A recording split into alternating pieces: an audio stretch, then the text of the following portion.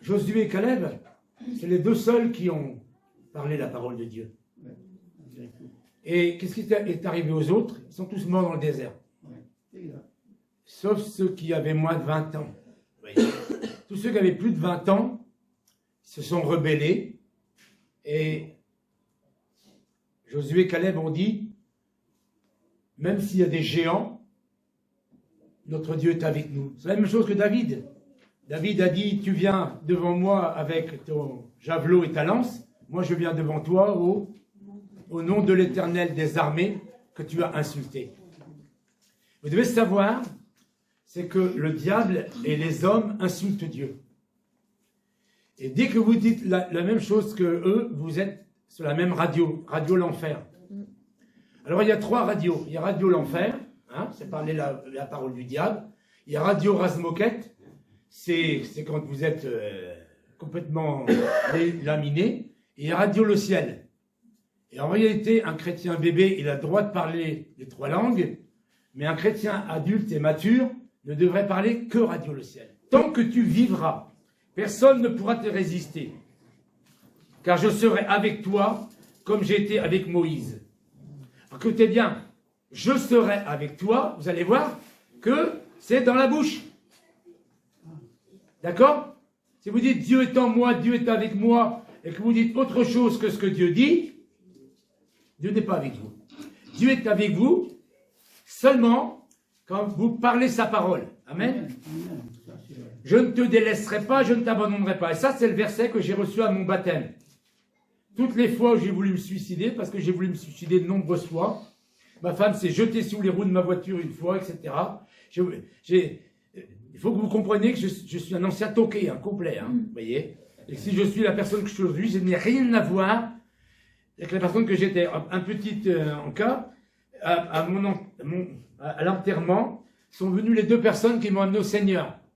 Mi-juillet 72 ou 72. Et il y a un Hongrois dans les 2, je ne sais pas si vous l'avez vu, il est tout maigre, il se tenait un peu avec son parapluie et tout. Et quand ils m'ont amené au Seigneur, ils m'ont remis sur le bord de la route, vous voyez, et ils n'ont jamais imaginé qu'il y aurait une suite. Et 15 ans ou 20 ans après, dans l'auditoire, j'étais en train de prêcher, j'étais en costume, cravate, cheveux courts et tout. L'autre, il m'avait quitté avec des poux, marchant pieds nus, mangeant avec mes mains, ne me lavant pas, et étant un grossier personnage. Il retrouve un gars poli, gentil, et avec des cheveux courts et tout. Et il pleurait dans l'auditoire. Je dis, mais qu'est-ce qu'il a celui-là? Je ne fais pas pleurer les gens, moi. Et après, il vient me voir, il dit, tu me reconnais? Je fais non. Il dit, j'étais dans l'équipe qui t'a amené au Seigneur. Mais je ne te reconnais pas du tout, tu étais complètement transformé. Et il m'a dit, je suis hongrois d'origine, je vais t'ouvrir toutes les portes de la Hongrie. Effectivement, je suis allé dans toutes les radios, les télévisions, et les écoles, les maisons de retraite, partout en Hongrie. Mon livre est traduit en hongrois. Et j'ai même rencontré sur un bateau le fils de M. Orban, qui s'occupe de la jeunesse chrétienne. M. Orban est détesté en Europe, vous voyez. Chaque fois que je parle de lui, on me dit du mal de lui, parce que c'est un vrai chrétien. Vous voyez. Alors, les vrais chrétiens, ils sont détestés, parce qu'ils ne sont pas pour l'avortement, parce qu'ils ne sont pas... Et ils le disent, hein. L'avortement est interdit en Hongrie, hein, etc., etc. Voilà. Donc, l'œuvre que Dieu veut faire dans chacun, on a parlé naître de nouveau, ce n'est qu'un départ, mais vous devez vous imaginer qu'un jour vous serez des gens gentils, paisibles, tranquilles, souriants, etc., etc., et que les épreuves jamais ne vous détruiront, mais elles vous feront grandir. Amen. L'épreuve de votre foi produit la patience. Mais il faut que la patience accomplisse son œuvre afin que vous soyez parfaits, sans faillir en rien. Amen. Un homme parfait, un homme patient est un homme parfait. Christ a appris l'obéissance par les choses qu'il a souffert. Vous aussi, armez-vous de la même pensée. Celui qui a souffert, on a fini avec le péché. La souffrance fait partie de la vie. Et c'est un faux évangile que nous avons entendu. Hein? Convertis-toi, tu seras heureux. On ne se convertit pas pour être heureux, on se convertit pour être transformé de gloire en gloire à l'image de Jésus-Christ et passer l'éternité dans la présence du Seigneur. Amen. Je continue. Personne ne pourra te résister. Je serai avec toi, comme j'étais avec Moïse. Je ne te laisserai pas, je ne t'abandonnerai pas. Prends courage et tiens bon, car c'est toi qui feras entrer ce peuple en possession du pays que j'ai promis par serment à leurs ancêtres de leur donner. Voilà. J'ai promis de me servir de toi pour que le peuple de Dieu vienne en Israël. D'accord? Mais c'est qui toi? C'est une personne qui est transformée. Donc Dieu, il ne veut pas faire de vous des chrétiens, il veut faire de vous des leaders. Un leader, c'est celui qui conduit. Lead, ça veut dire en anglais, c'est conduire. Un leader, c'est un conducteur. On ne se convertit pas pour être heureux, on ne se convertit pas pour être un bon chrétien, on se convertit pour être un leader. Paul est devenu un leader de Josué, de Timothée, qui lui est devenu un leader d'autres personnes. Oui, mais ce qu'il faut comprendre, c'est que si dans l'église on laisse des bébés, vous voyez, on ne les aide pas.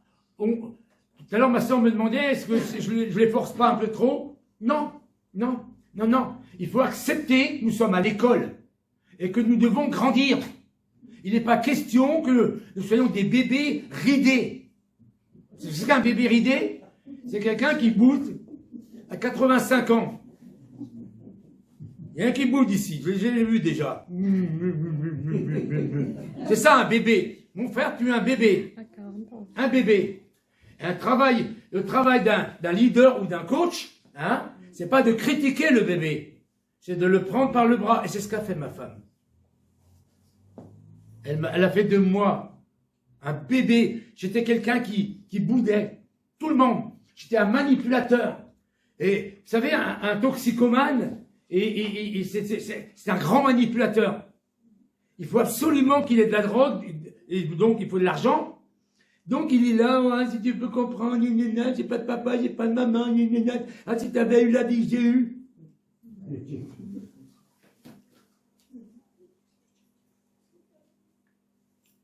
C'est pas une bonne chose. Ça nous garde malheureux. Un bébé, c'est malheureux. Mais quand on est capable de regarder la vie en face, avec les yeux ouverts, et de dire à chaque épreuve, à chaque montagne, ôte-toi de là et jette-toi dans la mer. Vous voyez? Voilà ce que Dieu veut faire. J'aime bien parce que dans ma version, c'est marqué simplement. Ça veut dire, oui, je ne t'abandonnerai pas. Oui, je serai avec toi. Oui, tu vas résister au diable. Oui, tu seras comme Moïse. D'ailleurs, il faut quand même que vous compreniez qu'il a été 40 ans dans l'ombre de Moïse. Hein. C'est quand même pas facile. Hein. Imaginez que pendant 40 ans, vous soyez coucouné par un homme extraordinaire qui a mis la main, le bâton sur la mer, que la mer s'est changée, elle s'est ouverte, et qu'il a rejeté son bâton, et qu'il a mangé les autres serpents et tout ça. Vous êtes bien, tranquille et tout ça. Et d'un seul coup, Dieu te dit, bon, ben maintenant, Moïse, il a levé l'ancre, c'est à toi. Les seconds n'ont pas forcément envie de devenir des premiers, alors que ça devrait être la normalité. D'accord? Simplement. Ça veut dire, il n'y a pas grand-chose à faire. Prends courage, tiens-toi bon pour veiller à obéir à toute la loi de mon serviteur Moïse, t'a prescrite, sans t'en écarter ni à droite ni à gauche. Alors tu réussiras dans tout ce que tu entreprendras, et soin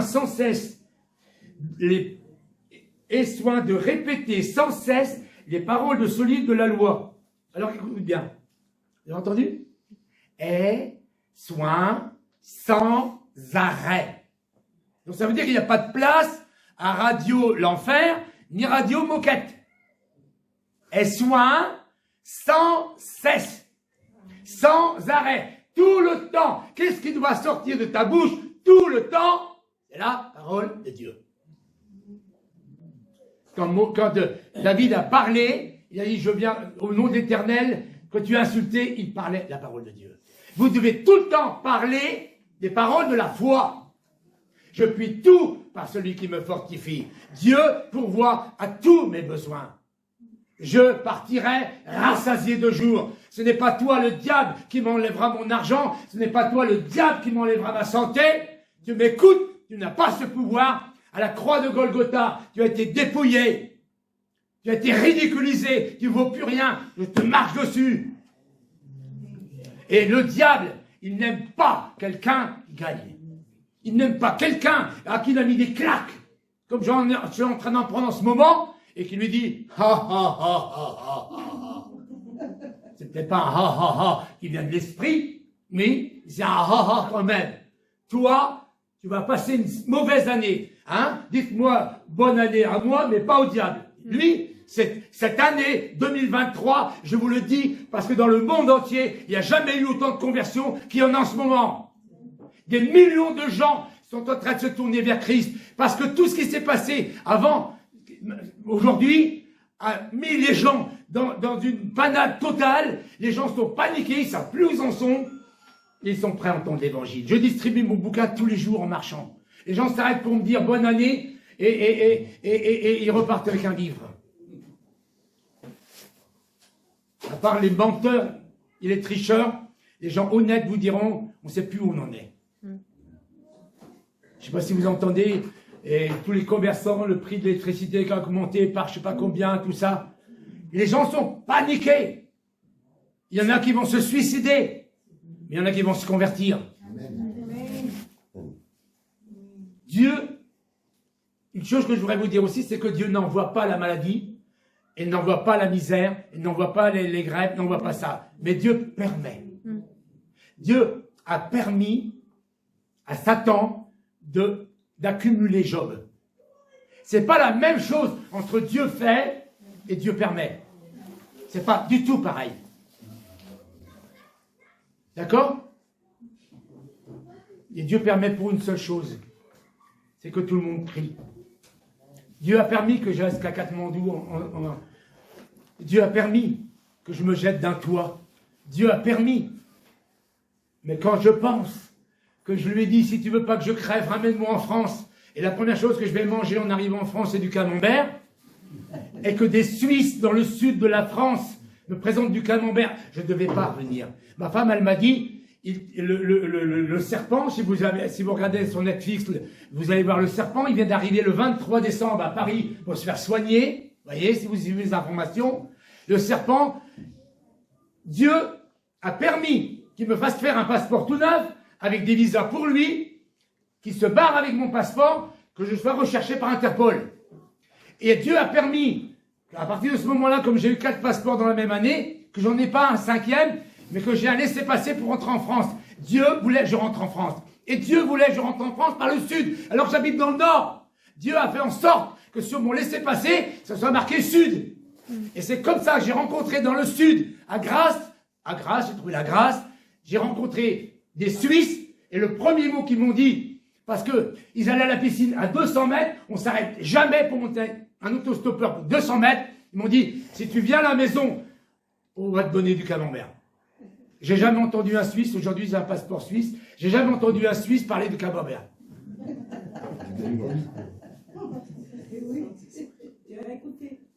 Dieu a permis que je devienne une épave. Dieu a permis que je pèse 47 kilos et que je sois complètement défoncé. Dieu a permis. Dieu permet ce qui arrive à des membres de votre famille. Dieu permet, mais toujours pour une seule chose, c'est que ces gens-là crient à Dieu. Amen. Excellent, je suis vers Dieu. Quand Josué, quand tu vas rentrer dans le pays de Canaan, tu ne peux pas entrer en parlant autre chose que la parole de Dieu. Et soin de répéter sans cesse les paroles de ce livre. Donc la parole de Dieu. Je suis assis avec Christ dans les lieux célestes. Je puis tout par celui qui me rend fort. Je suis lavé dans le sang de l'agneau. Mon Dieu me délaissera jamais. Il ne m'abandonnera jamais. Mon Dieu pourvoira toujours à tous mes besoins. C'est normal que la première chose que vous dites, c'est comment je vais m'en sortir. Mais tout de suite dit, efface, prenez l'essuie-glace, pardon Seigneur, pardon Seigneur, pardon Seigneur, pardon Seigneur, revenez sur la parole. Si Dieu est en moi, qui sera contre moi? Amen. Je fais le malin là, mais c'est pas toutes les heures, hein, sachez bien. Sans cesse, répétez les paroles. Après, je me suis trompé parce que il est dit médite le jour et nuit. Et je croyais que méditer c'était la pensée. Non, non, non, non, non, non. Dans le bas de ma Bible, il est marqué méditer, c'est rabâcher doucement. C'est murmurer. Donc, ça veut dire que sans cesse, je dois être préoccupé de parler la parole de Dieu. Amen. Quand Jésus a été attaqué par le diable, il a dit, il est écrit, il est écrit, il est écrit, il est écrit, il est écrit, il est écrit, il est écrit. Un chrétien, c'est il est écrit. Oui, nous croyons que moi et ma maison, nous servirons l'Éternel. Ma femme l'a cru, elle n'est pas partie tant que ça ne s'est pas fait. Il n'y avait aucune photo d'adulte entre mes 4 enfants. Et là, sur sa table de nuit, à l'hôpital, elle avait les 21 membres de sa famille. La seule chose qu'elle n'aura pas pu voir, et que moi je vais voir, c'est de devenir arrière-grand-père. Et vous vous rendre compte, mais il n'y a pas trop d'enfants ici. J'étais un garçon impuissant. Un impuissant qui devient arrière-grand-père, c'est le diable. Et vous savez que souvent, Dieu nous donne des ministères par rapport à ce qui nous arrivait. Quelqu'un qui était malade, souvent un ministère de guérison. Et ben moi je prie, j'ai plein d'enfants partout. Rien qu'à Perpignan, j'ai 3 petits-enfants. Et qu'à chaque fois qu'il y en a un qui a des jumeaux, il me dit, regarde, c'est tes jumeaux. J'en ai partout. Partout. Je prie. Et Dieu donne des enfants quand je prie. Ce Josué-là, il a tourné 6 fois. Imaginez les ragots de tous les gens qui tournaient avec lui. Après le 7e jour, 7 fois. Ça fait 13 fois. Vous imaginez le peuple, il est fou, qu'est-ce qu'il fait là, hein? Ce même Josué qui a fait arrêter le soleil ou la lune, je ne sais plus. Le soleil, il a eu un ministère extraordinaire. C'est quoi un ministère extraordinaire? C'est simplement laisser Christ présider votre vie. Et comment pouvez-vous savoir que Christ préside votre vie, sinon qu'en écoutant ce que vous dites? N'écoutez pas les autres, mais vous. Et quand vous dites, oh j'en ai marre, oh là c'est Radio Rase Moquette. Eh oui. C'est pas loin, hein. En FM, c'est juste à côté, hein. C'est très proche. Il suffit juste de bouger. Afin d'obéir et d'appliquer à ce qui est écrit. Voilà. Tu ne peux pas obéir à quelque chose que tu ne crois pas et que tu ne parles pas. Le ministère de Kenneth Hagin s'est monté sur un seul verset. Si quelqu'un dit à cette montagne, ôte-toi de là et jette-toi dans la mer, s'il ne doute pas dans son cœur une fois, mais croit une fois ce qu'il dit 2 fois, ce qu'il dit s'accomplira 3 fois. Ne pas douter une fois, croire une fois, parler 3 fois. Vous vous maudissez ou vous vous bénissez tout seul. C'est personne d'autre que vous-même qui décidez de votre avenir. Quand on a vraiment compris ça, quand on a vraiment enregistré, on n'a pas envie de se maudire. Comment je vais faire cette année? Tout augmente. Ben Jean-Louis Jaillet disait toujours, la vie augmente de 10%, ma foi de 20. Alléluia. Eh oui. Mon Dieu pourvoit à tous mes besoins selon sa richesse. Excusez-moi, hein, mais il n'y a aucun Pékin sur la terre, même milliardaire, hein, même celui qui fait les voitures électriques et qui fait des fusées pour aller dans le ciel, qui arrive à sa hauteur. Mon papa, c'est l'Éternel. Mon médecin, c'est l'Éternel. Mon médicament, c'est la parole de Dieu. Amen. Mais c'est simple. Et vous voyez, là, quand j'ai su, parce qu'ils avaient emmené ma femme à l'hôpital, C'était le samedi, et je prêchais le lendemain. J'ai dit, voyez, vous allez voir là, hein, je suis dans la tempête. Dans la tempête, ce qui sort de ta bouche, c'est ce que tu crois. Les disciples ont dit aux fantômes, ou Maître, ne vois-tu pas, nous périssons. Et l'autre qui marchait sur les eaux, Pierre, pareil. Vous voyez, dans la tempête, on voit la vraie personne que nous sommes. C'est pas quand tout va bien qu'on va voir qui tu es. C'est quand tout va mal. C'est quand tu n'as qu'une envie, c'est d'aller pleurer dans ton petit coin tout seul, surtout pas d'être devant un pupitre, devant tout le monde. Voyez, qu'est-ce qui sort de ma bouche? C'est pas pour s'accuser, c'est pas pour se décourager, c'est pour corriger.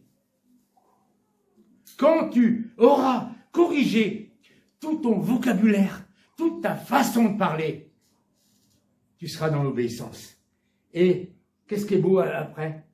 Tu auras du succès dans toutes tes entreprises. Dites, répète après moi. J'aurai du succès. Je voudrais que tu parles aussi, toi. Elle a le muet là. Parle avec moi. J'aurai. Allez. J'aurai du succès dans toutes mes entreprises. Je réussirai. Et je réussirai. Voilà. Ah oui, c'est bien de dire bonne année, bonne santé. Mais dites-vous ça. Cette année, je vais grandir. Cette année, je vais réussir. Amen. Amen. Je t'ai donné cet ordre, prends bon courage. Et là, vous avez vu, 3 fois il dit prends bon courage. Ça veut dire qu'il faut être courageux. Il faut être courageux pour dire ce que Dieu dit. Parce qu'on voudrait tellement dire comme les gens.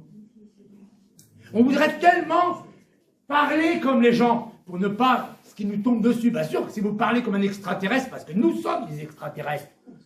Ben oui, nous ne sommes pas de la Terre, nous sommes d'ailleurs. Nous sommes étrangers et voyageurs. Alors parlez comme des étrangers. Tu nous transformes. Il nous enlève notre arrogance.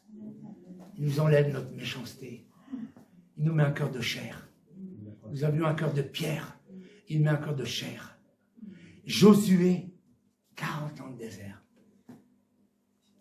Il aurait pu dire, mais Seigneur, écoute, pendant 40 ans, j'ai appris ça.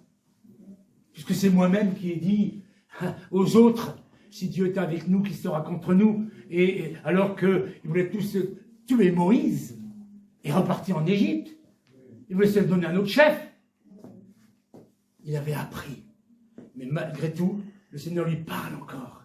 Et lui dit, le secret, si on peut appeler ça un secret, le secret de la vie abondante, c'est parler la parole de Dieu. Et quand je parle de vie abondante, je laisse le verset, Jean 10, qui était le verset de Jean-Louis. Le voleur ne vient que pour dérober, égorger et détruire.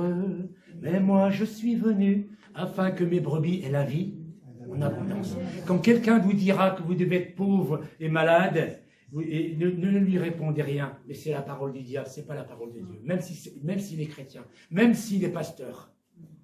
Aimez-le, mais il est vraiment sur Radio Roquette. Radio Le Ciel, c'est Dieu te veut en bonne santé. Dieu te veut béni financièrement. Et béni financièrement, c'est pas la même chose pour l'un que pour l'autre. Il y a des gens, vous voyez j'avais une Mercedes 15 chevaux jusqu'à maintenant. Je ne sais pas si j'en ai encore besoin, puisque je vais voyager en avion, je vais plus partir à Tombouctou en voiture. Priez pour moi, que je sache ce que je dois faire. Toute ma vie est en train de changer. Il y a plein de choses qui peuvent rester ou être autrement, et je ne sais pas. Et je ne veux pas me précipiter. Voyez? Mais Dieu pourvoit à mes besoins. Si avant c'était une Mercedes 15 chevaux, alléluia. Si demain c'est de rouler dans une 307 ou une 308, alléluia aussi. Si demain c'est de prendre des avions et des TGV, alléluia aussi. Voyez? C'est ça pourvoir. C'est pas du tout vivre dans une surabondance. C'est que Dieu paye les factures de nos vrais besoins. Et le problème de tous ces messages qui ont été faussés sur la démonologie ou sur l'argent et tout ça, c'est les exagérations qui ont été données. C'est facile de comprendre. Imaginez-vous, gosse de riche, vous n'allez pas faire la Manche. Moi, j'ai fait la Manche. Est-ce que c'est que de faire la Manche? Vous voyez? Mais un gosse de riche, il sait que son papa et sa maman vont prendre soin de lui. Vous voyez? Mais si le papa et la maman donnent une Rolls-Royce à leur fils, alors c'est une occasion de chute pour lui. Non, Dieu ne fera jamais ça. Il ne te donnera jamais quelque chose qui sera pour toi une occasion de chute. Qui peut peut-être donner à celui qui est à côté de toi. Et peut-être qu'il n'est même pas serviteur de Dieu. Vous voyez? Donc ne nous comparons pas les uns les autres. Mais croyons les uns et les autres que Dieu Papa veut prendre soin de nous et que nous attristons le Saint-Esprit quand nous parlons un autre langage que son langage. Que Dieu vous bénisse. Amen. On va applaudir le Seigneur. Seigneur.